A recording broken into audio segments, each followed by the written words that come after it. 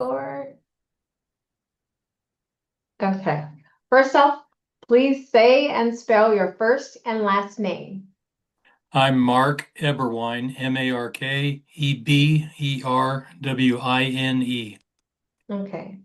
Uh, First question. What is the message you are sending to voters in Congressional District 35?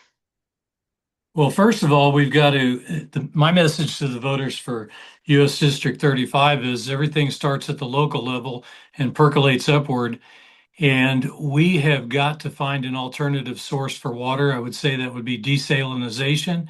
And we also need to manifestly change the education system so that we're teaching our young how to garden, and we're giving them the math skills and the English and writing skills that they need to succeed in life.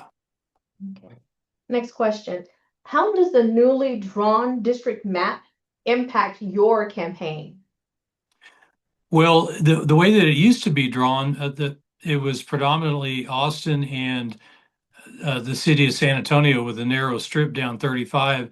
And now what this has done is it's included more rural areas.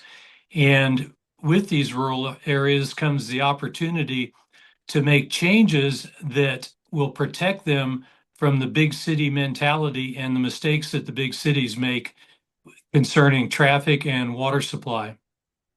Okay. And what are the biggest issues you're hearing from voters on the campaign trail? Water, water and transportation. We've got in development. The problem we have in Texas is the developers and the builders have a grip on the legislature, and we've gotten some very bad laws passed. The Texas State Legislature reduced the amount of time that a new homeowner, when they buy a new house, can sue their builder for faulty construction from 10 years to 6 years. They are stripping the consumer of their rights, and they're doing it at the behest of the builders. So you've got to wonder, where's the money going? And the last question, what sets you apart from your opponents?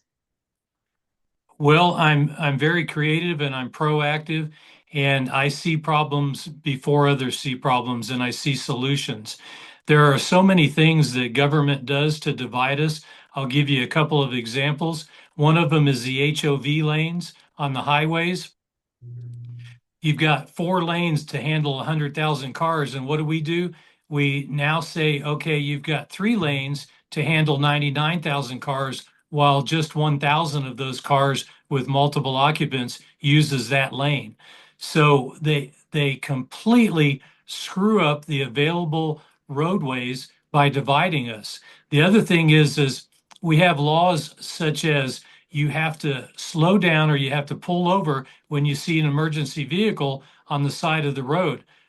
Why on earth does a 80 or 90-year-old lady that has a flat tire that has to pull over, why does she not receive the same protections that law enforcement does? It should just simply be a law that says, look, when you see a car on the side of the highway, you have to slow down or you have to pull over. Why divide us by saying that's only available, or that law only uh, pertains to law enforcement, or wreckers, or emergency vehicles, such as the uh, ambulances and the fire trucks.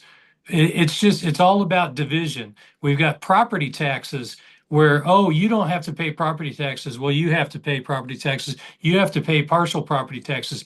We have to get away from that. We have to quit allowing our government to divide us.